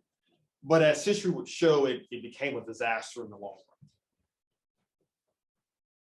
run. Hindsight is 2020. If I could put another bug in, Sure. Randall's ear there. Randall, we have done the math on the weight of Black votes in South Carolina today. And it may surprise you that a Black vote in South Carolina today has the weight of 3/5 the vote of a white person, because the packing of Blacks into safe Black majority districts has diminished their ability to be able to elect more people. Sorry about that. All right, Cecil Rigby, I see your hand is raised. Please go right ahead. Hi, thank you for a really great presentation, Doctor. You didn't have time to talk about Thurgood Marshall's take on the Constitution. Could you do that briefly? Oh, sure thing. So, of course, Marshall's speech on the Constitution is linked on the Modjeska School website. But one of the things about Marshall, and we'll talk more about him later on this semester, but when he was on the Supreme Court in 1987, they were having bicentennial celebrations of 200 years of the US Constitution in action. And what Marshall was basically saying was, hey, you know, we might want to slow down a bit on overly praising the Constitution, especially as he pointed out, as both a lawyer and as a Supreme Court justice, it had some serious flaws to it. And I think this is one of those moments from recent American history where you see someone who was involved in the civil rights movement, like Thurgood Marshall was, who was trying to present an alternative viewpoint of American history, to say that it's not enough to celebrate the Constitution. You also have to explain its flaws, like the 3/5 compromise, like the fugitive slave clause, and so on and so forth. Things that, as a lawyer for the NAACP, he would have been familiar with. And again, if you've not taken a look at the speech, it's a great one. It's over on the Modjeska Simkins website. And I'll just share my screen one more time, kind of delve into this a little bit. Take a look at it. And this is for the folks here in the room as well. If you look at how Marshall talks about this, here's a quote from his speech. He says here, "I cannot accept this invitation to the actual celebration of the Constitution, for I do not believe that the meaning of the Constitution was forever fixed at the Philadelphia Convention. Nor do I find the wisdom, foresight, and sense of justice exhibited by the framers particularly profound.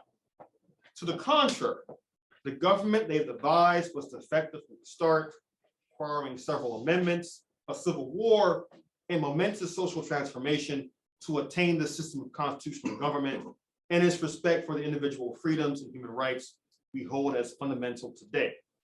When contemporary Americans cite the Constitution, they invoke a concept that is vastly different from what the framers barely began to construct 2 centuries ago."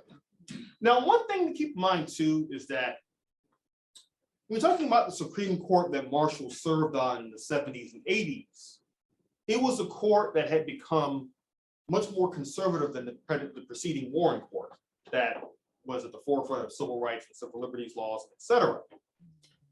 And so what Marshall's talking about is twofold. Number one, a viewpoint of the history of the Constitution that sees it not as a fixed document, but as a living, breathing document.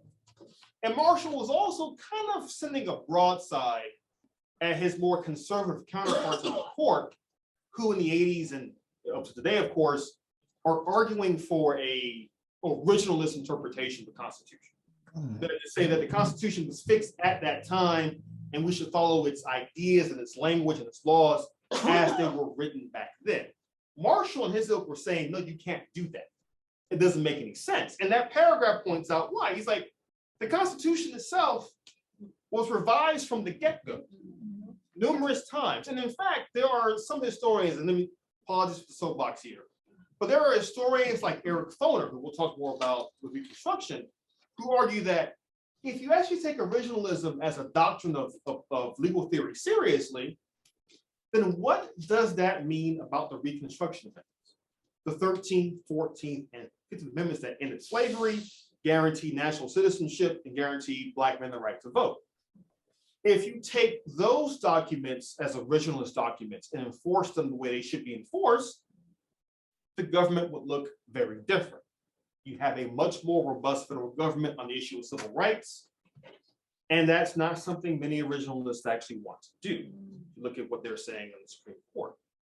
So Marshall's speech, if you've not already read it, you should, because in a lot of ways, Marshall is both warning Americans at that time, don't take your love of the Constitution and make it into a historical fetish. Actually sit down and analyze the document as it was and how it changed. But in a way, Marshall is also warning us in the here and now in 2023, don't let the Constitution become a static document. And to relate back to the start of class, thank you. I know somebody pointed out critical race theory again as a reason for why I'm taking this class. Marshall's interpretation of the Constitution also follows a belief in looking at history through a certain critical lens that in many ways lends itself to a grassroots interpretation of the past. Again, this helps us to understand why in the here and now, there are so many folks of particular political persuasions who are opposed to teaching certain themes in African American and American history. May I ask that, wasn't it true that Thurgood Marshall's principles, his thinking were actually attacked when Elena Kagan was being considered as a Supreme Court justice? And how ironic is that for a group of people who thought that the Democrats were so wrong for supporting slavery in the years previous? Right. No, and I think that's a great point. One thing about Thurgood Marshall, and I think is also worth considering, is that Marshall is one of those figures from history that has been so deified and so revered that it is very easy to forget that when he was alive, he was often attacked. When he was a Supreme Court justice, there were many conservatives who didn't take him seriously. Forget his legal theories or doctrines. They thought he was a sloppy and lazy thinker. And there's actual language you find in the 70s and 80s of conservatives saying, oh, Marshall's lazy, he doesn't do his due diligence. And yet everyone who worked with him, all of his law clerks, including Kagan and others, all said he was one of the sharpest judges on the court. You could not get anything past him, otherwise he'd call you out for it in private proceedings. But Marshall represents a way of thinking about the Constitution as a living, breathing document, not as one that was set in stone. And he certainly believed that looking at the Constitution in that light and not as a almost religious document was healthier for democracy. And by the way, this is really important right now because we are only 3 years away from the 250th anniversary of the Declaration of Independence. And already in various states, including South Carolina, there are commissions already being set up to figure out how to celebrate that event. So you might want to be on your toes just in case, because that could be a very interesting situation. Chris, go ahead. Yeah, do you think that those comments about him being sloppy, was that like, do you think they like actually believe that, or it's like more just trying to discredit him because of like, you know, ideology and just trying to like kind of smear his reputation? Oh yeah, I think it was both with a dash of racism. Yeah. I mean, I'm just being honest about it because again, you know, Marshall was the first Black Supreme Court justice. There were folks who were very critical of him. They didn't think he belonged in the court, and that was a big part of why they were trying to justify their opposition to him without being outright racist about it. Let me, I'm gonna hear a question in a moment. Let me answer this question in the chat first. I was just gonna add on to the. Oh, no, go ahead, please, go ahead. I'm from Baltimore originally, and our airport's named after Thurgood Marshall. And I was just, you were asking like if it's just to discredit him, but like people who are alive in the 70s and 80s, or like adults in the 70s and 80s in Baltimore, like are like, why did we name an airport after him? Like, why did? So I think that belief lingers on. It's like he's deified in some ways, but like those beliefs are like still with people who are alive and like adults and voting adults all over the country. And it is definitely racist. Yes. Now, to add to that, there's a question in the chat. It says, what from Annie McDaniel? What are your thoughts on the call for a convention of states on legislation, which may be debated this year? And I think if Annie, what I understand you to say is that you're talking about the call to create a new constitutional convention, basically, to get enough states to agree to that, to have a new constitutional convention. I'm not sure if that will actually happen, but what I will say is this is actually proof positive of why groups like the Progressive Network are so important, because where there's so much focus on national politics, it's very easy to lose sight of state politics. And state legislatures can be a driving force in rewriting the Constitution. If enough states agree to have a new constitutional convention, that could have like potentially serious effects on the country as a whole.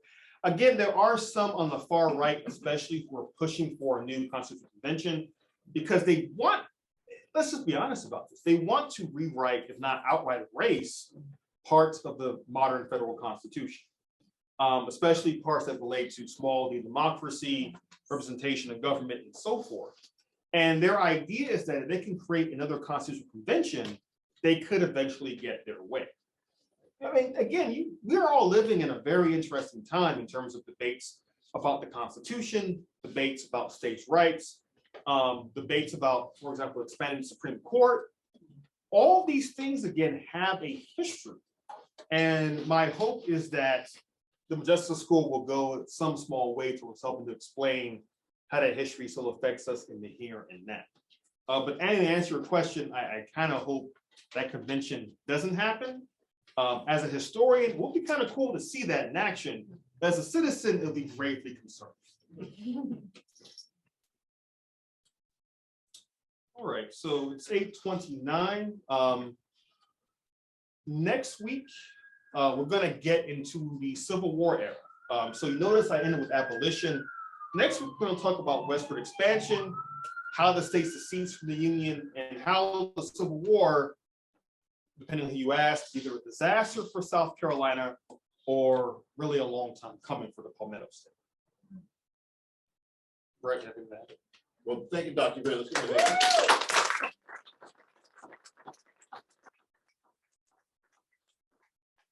We will connect dots. I think that that's in essence what Modjeska did that made her so powerful and dangerous.